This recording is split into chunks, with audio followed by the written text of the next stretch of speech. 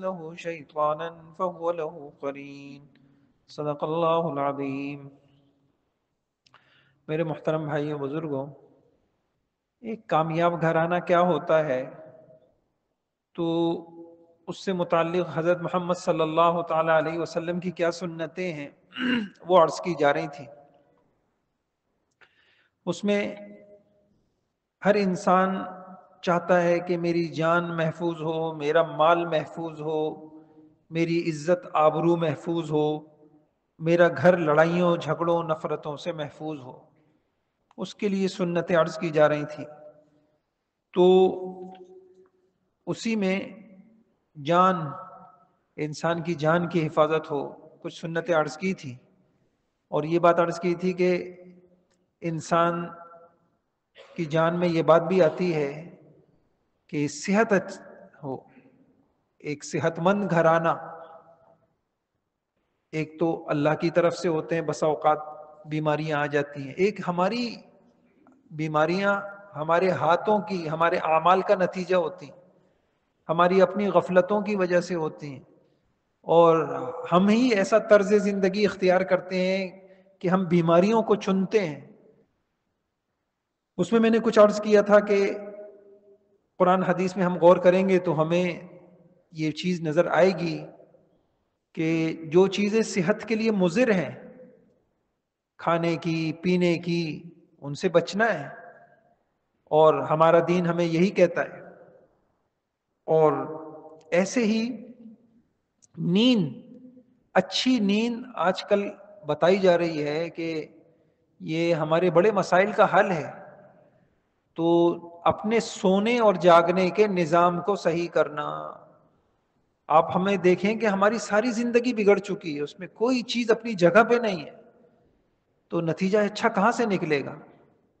نہ کھانے پینے کا نظام، میں نے پچھلے جمعے عرض کیا تھا کہ ہمارا کتنا بگڑا ہوا ہے، ایسے ہی ہمارے سونے جاگنے کا نظام بگڑا ہوا ہے۔ جس وقت ساری دنیا کے اندر جو لوگ دنیا کی بھی ترقی کرتے ہیں، وہ ممالک جس وقت جاگتے ہیں اس وقت ہم سو رہے ہوتے ہیں، جس وقت وہ سوتے ہیں اس وقت ہم جاگ رہے ہوتے ہیں۔ اب آپ ذرا اس پہ غور کیجئے کہ ہم نے یہ جو نظام ہمارا بگڑا، اس سے ہمیں نقصان کیا ہوا؟ رات کو دیر سے سونا، کتنے گھروں کا نظام بگڑ گیا، کتنے گھروں میں جھگڑے ہو رہے ہیں، لڑائیاں ہو رہی ہیں، نفرتیں بھری ہوئی ہیں۔ کیا ہوا جی؟ جو سونے کا وقت ہے اس میں کوئی سو نہیں رہا۔ تو اس میں سب سے بڑا نقصان تو یہ ہوا کہ مسلمان، آپ اگر تھوڑا سا پیچھے چلے جائیں تو گھر کے اندر یہ بوڑھے بوڑھیاں، نانا دادا، یہ تہجد گزار ہوا کرتے، رات کو جلدی ان کا معمول ہوتا تھا سونے کا، اور صبح وہ تہجد میں اٹھتے تھے اور اللہ کے آگے ہاتھ پھیلا کے اپنی نسلوں کے لیے دعائیں کیا کرتے تھے۔ اب پوری قوم سو رہی ہوتی ہے اس وقت، جس وقت اللہ پاک آسمان دنیا پر تشریف لاتے ہیں اور اللہ پاک تجلی فرماتے ہیں، اور جس وقت ندائیں لگ رہی ہوتی ہیں کہ ہے کوئی مانگنے والا کہ میں اس کو دوں، ہے کوئی بھائی تمہارے مسائل ہیں کہ میں تمہارے مسائل حل کروں، ہے کوئی پریشانیاں کہ میں تمہاری پریشانیاں دور کروں، لوگ سو رہے ہوتے ہیں۔ جو دینے کے وقت سو جاتے ہیں ان کی قسمتیں بھی سو جاتی ہیں، اور جو راتوں کو نہیں روتے اللہ کے آگے، اور راتوں کو نہیں اٹھتے، ہاتھ نہیں پھیلاتے، تو پھر دن میں پریشانیاں ہوتی۔ تو ایک نقصان تو بڑا یہ آیا کہ راتوں کا اٹھنا، حالانکہ حضور کی حدیث سے پتہ چلتا ہے کہ تھوڑا سا انسان رات کو اٹھے، 2 رکعت پڑھ لے، 5 منٹ لگیں گے، 4 رکعت پڑھ لے، ایک استغفار کی تسبیح پڑھ لے، اور تھوڑا سا ہاتھ پھیلا کے اپنی پریشانی اللہ سے مانگے، دنیا کی یا آخرت کی، ہدایت مانگے، عافیت مانگے، اللہ سے مغفرت مانگے، بھائی اتنا سا کام کر لے۔ خود حضور نے کہا شیء من الدلجہ، کہ تھوڑا سا رات کو اٹھ لو، مسائل حل ہو جائیں گے۔ اس وقت خصوصی دربار ہوتا ہے، اس وقت بعض نے اللہ والوں نے کہا کہ وہاں بعضوں کو سلا دیا جاتا ہے، تم اس قابل نہیں ہو، تم نے ناپاک کر لیا اپنے آپ کو، تو اپنے تقوی کے لباس کو، تم نے اندرونی لباس کو، وہاں خصوصی حاضریاں وہ نصیب والوں کو ملتی ہیں۔ جیسے خاص وقت دیا جاتا ہے بعض لوگوں کو، تو اللہ کے دربار میں خصوصی وقت دیا جاتا ہے اس وقت۔ تو اللہ پاک مجھے بھی توفیق دے دے، آپ کو بھی توفیق دے دے، اللہ کے واسطے 4 دن کی زندگی ہے، پھر قبر ہی قبر ہے، پھر حسرتیں ہیں کہ ہائے کچھ کر لیتے، کیا چلا جاتا۔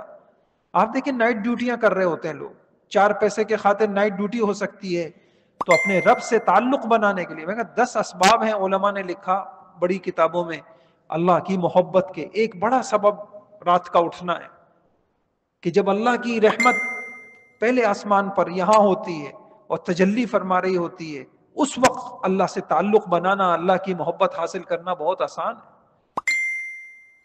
اور نصیب والوں کو یہ باتیں ملتی ہیں۔ تو اس کا اہتمام اب یہ کس کو ملے گی؟ اب اگر کچھ بھی نہیں ہوتا، یہ جو 2 رکھتے ہیں جو دنیا مافیا سے بہتر ہیں، اس سے محرومی ہو رہی ہے، راتوں کو دیر سے کھانا، دیر سے کھانا۔ پھر ایک بات اور عرض کروں، یہ جو زبان لایانی کرتی ہے نا، فضول بیات، اس سے دل سخت ہوتے ہیں، یہ نظام ہے، یہ دل سخت ہو جاتے ہیں۔ صرف گناہ کا بولنے، غیبت تو بہت دور کی چیز ہے، گالی، دوسروں کو بہتان، الزام، جھوٹ، اس سے تو بیڑا غرق ہو جاتا ہے انسان کا۔ میں تو یہ عرض کروں، لایانی جب انسان کرتا ہے تو دل سخت ہو جاتے ہیں، جب دل سخت ہو جاتے ہیں یہ اللہ کا عذاب ہوتا ہے، پھر انسان کے دل خیروں میں نہیں لگتے، اچھے کاموں میں نہیں لگتے، نیکیوں میں نہیں لگتے، تو ہمارے سونے کا نظام بھی بگڑ گیا، اس سے ہمارا آخرت کے نظام میں کتنا فرق آیا وہ تو اللہ کرے کہ ہمارے پاس وہ بینائی ہوتی کہ ہم دیکھ سکتے کہ ہمارے اس نظام سے پھر پوری کی پوری قوم قبرستان بنے ہوئے، ہمارے محلے صبح کے وقت قبرستان بنے ہوئے ہوتے، جیسے کہ کوئی قبرستان کی گلیوں سے گزر رہا ہے، یہ سب قبریں، گھر نہیں ہیں، قبریں ہیں۔ جس وقت اٹھ کے اللہ سے مانگنا چاہیے تھا، اور جس وقت نصیب والے اللہ کے دربار میں پہنچ کے اپنی آخرت اور دنیا سنوارنے کے لیے اللہ سے مانگ رہے ہیں، اللہ ان کو دے رہا ہے، اس وقت قبرستان بنا ہوا ہے۔ کیا نوجوان، کیا عورتیں، کیا مرد جو راتوں کو فیس بک اور ٹک ٹاک دیکھ دیکھ کے سوئے ہوں گے، ان کو تہجد ملے گی، ان کو فجر کی نماز ملے گی۔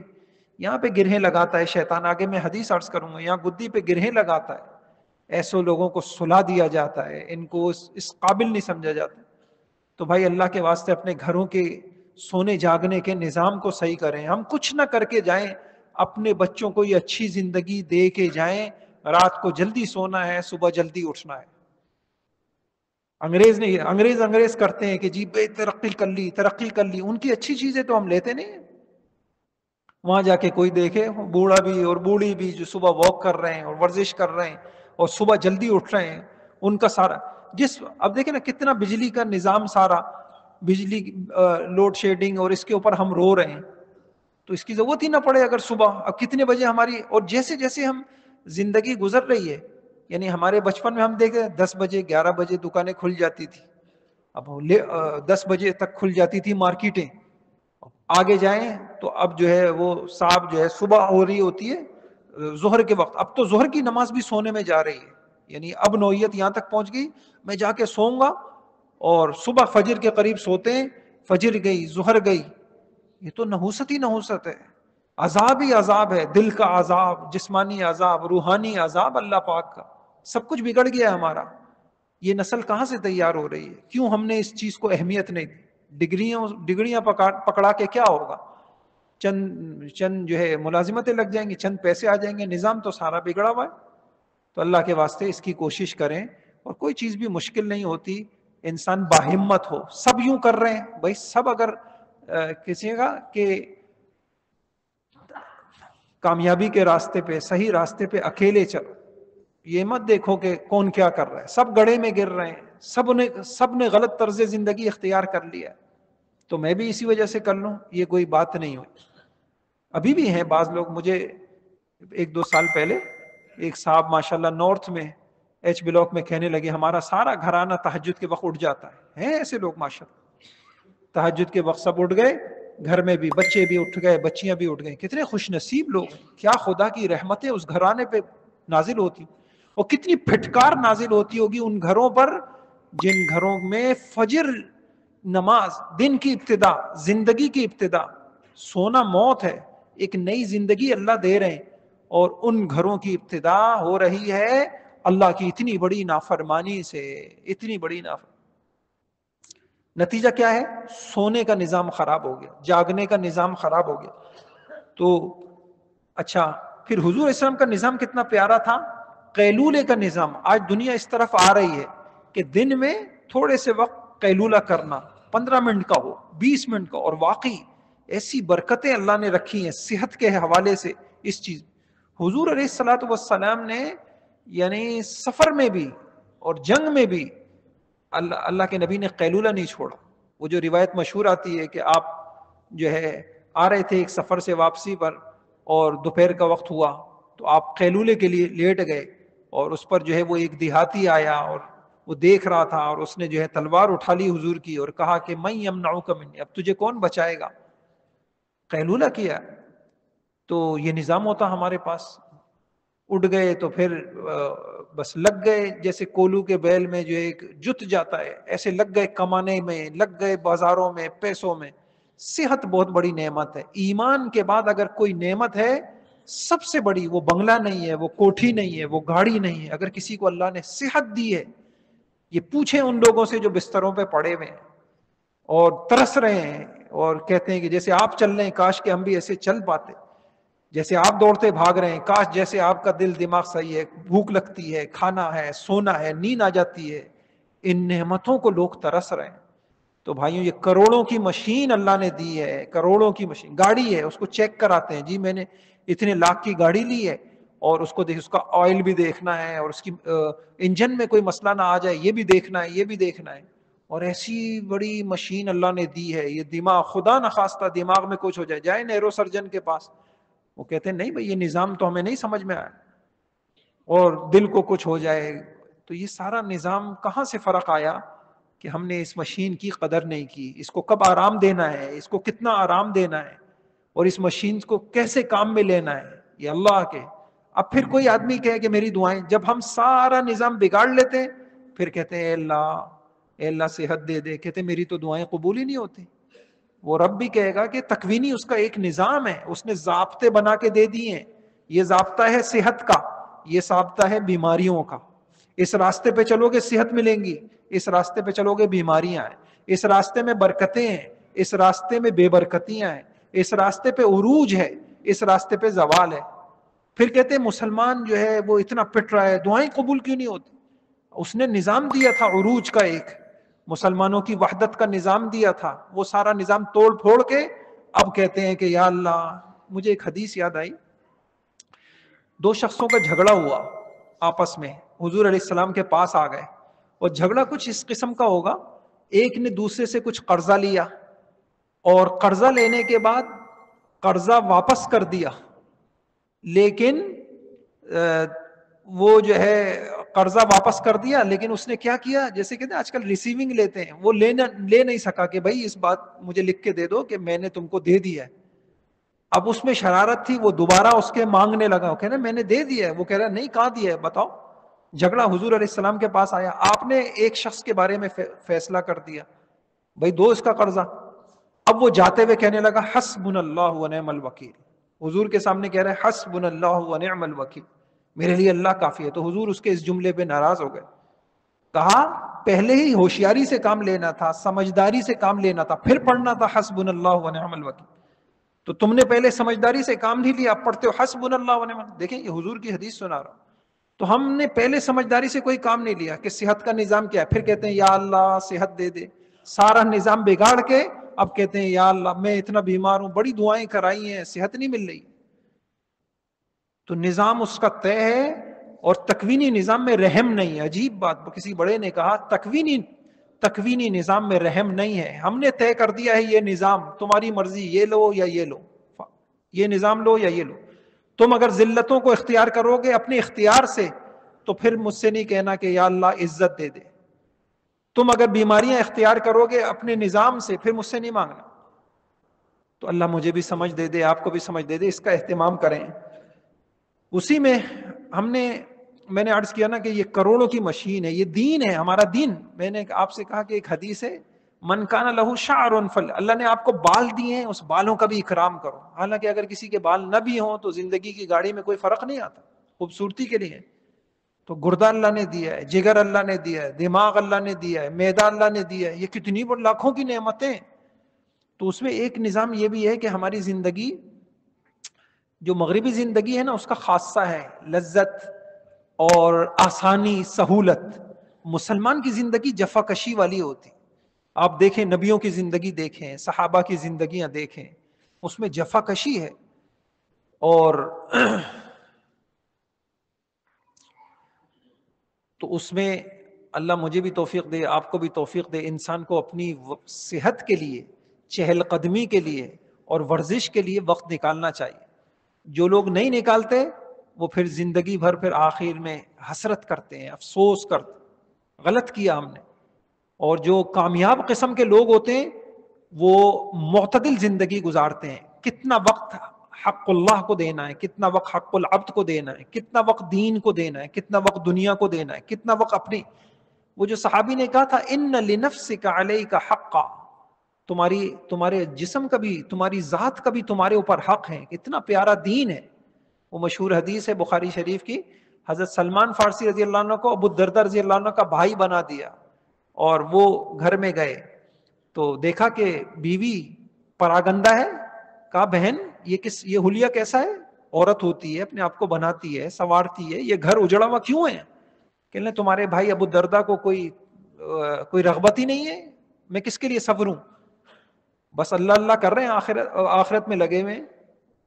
اچھا، خاموش ہو گئے. کھانے کا وقت آیا، ابو الدرداء رضی اللہ عنہ نے بھائی بنایا ہے حضور نے، صحابی ہیں، دسترخوان لگا دیا. حضرت بڑے بھائی حضرت سلمان سے کہا کھائیے. کہا آپ بھی آئیے. کہا نہیں میرا تو روزہ ہے. کہا میں بھی نہیں کھاؤں گا. روزہ توڑوا دیا. نفلی روزہ توڑ سکتے ہیں، کھاؤ. اس کے بعد رات کا وقت آیا، حضرت سلمان رضی اللہ تعالیٰ کے لیے بستر لگا دیا اور خود اٹھ کے جانے لگے مصلی پہ. کہا کہاں جا رہے ہو؟ کہاں جا رہے ہو؟ حضرت سلمان نے حضرت ابو الدرداء رضی اللہ عنہ سے کہا کہاں جا رہے ہو؟ کہا میں تو نفل پڑھنے جا رہا ہوں. کہا بیٹھ جاؤ آرام سے، لیٹ جاؤ آرام سے. لٹا دیا ان کو.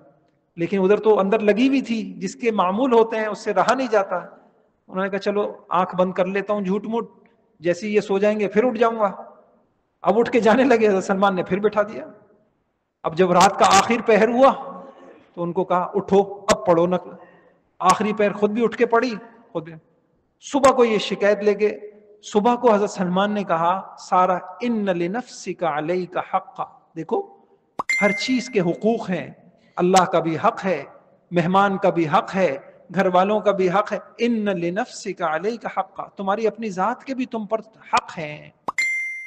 جب یہ صبح گئے حضور اسلام کے پاس بھرے ہوئے تھے اندر، شکایت کی یہ کہ آپ نے بھائی بنا دیا، پوری میری گھریلو زندگی میں خلل آ گیا. تو اور صبح میرے کو یہ حدیث سنا رہے ہیں ان لنفسک. حضور نے کہا صدق سلمان نے سچ کہا، سلمان نے صحیح کہا. اور یہ حقوق کے باب میں یہ والی حدیث ساری دنیا کے لیے ہمارے پاس ایک نظام ہے. مغرب کہتا ہے کہ ہم نے حقوق انسانی سکھائے. ہم نے کہا آپ سے پہلے، بہت پہلے ہمارے نبی نے ہم کو سب بتا دیا کس کا کیا حق ہے، کتنا حق ہے. اللہ مجھے بھی توفیق عطا فرمائے. چہل قدمی، ورزش، جسمانی ورزش، بچوں کو جسمانی کھیل. بیمار بچے پیدا ہو رہے. میں نے آپ سے عرض کیا تھا، لوگ کہہ رہے ہیں یہ نسل جو اس وقت 20-25 سال کی ہوئی ہے یہ دنیا کی کمزور ترین نسل ہے. نہ برداشت ہے اس کے اندر، نہ ہمت ہے اس کے اندر، نہ قوت ہے، نہ کوئی بڑے جذبے اس کے اندر ہیں، نہ اس کو اپنے ایمان کی فکر ہے، نہ اپنے عمل کی فکر ہے. یہ کمزور ترین جو موبائل کے ساتھ پیدا ہوئی ہے، موبائل دیکھتے ہوئے اور بٹنوں کے ساتھ پیدا ہوئی ہے. پہلے آپ لوگ بھی ہیں جانتے ہوں گے، بچے کھیلتے تھے، جسمانی طور پہ فٹ ہوتے تھے. اب نہ وہ کھیل رہے جسم کے، ایک سست قسم کی نسل. اور آگے کی زندگی کا اللہ ہی حافظ ہو کہ یہ کس طرف جا رہی ہے. تو اللہ تعالیٰ مجھے بھی توفیق عطا فرما دے، آپ کو بھی توفیق عطا فرمائیں. ہم اللہ کی دی ہوئی زندگی کی قدر کریں، اس جسم کی قدر کریں، صحت کی قدر کریں. اور خدا کا جو نظام اللہ کہہ رہے ہیں کہ ہم نے رات بنائی، نومکم سباتا، آرام کے لیے بنائی. جس وقت کو رب نے آرام کے لیے بنایا اس وقت کام، اور جس وقت کام کے لیے بنایا اس وقت آرام. تو رب کی یہ دیکھیں، یہ کائنات ہے، یہ اس رب کا نظام یہاں چلے گا. اگر اس نے صبح بنائی ہے نا تو جسم کی ساری طاقتیں صبح کے کام کے لیے فعال ہیں، اور رات کو آرام کے لیے جو ہے وہ طاقتیں دی ہیں. اب اگر ہم اس نظام سے الٹا نظام چلائیں گے سارا نظام بگڑے گا، اور پھر بیمار، پھر اسپتال آباد ہوں گے، اور پھر جھگڑے ہوں گے، اور پھر ڈپریشن کے مریض ہوں گے. کیوں؟ اس رب کے نظام سے کوئی ٹکر نہیں لے سکتا، اور اس رب کے نظام سے کوئی ٹکر نہیں لے سکتا. جو خلاف فطرت زندگی گزارے گا. ہماری زندگیاں خلاف فطرت چل رہی. فطرت نے ہم کو کسی اور طریقے سے ڈیزائن کیا ہے، کسی اور طریقے سے بنایا، ہم کسی اور طریقے سے چلنے کی کوشش کر رہے ہیں.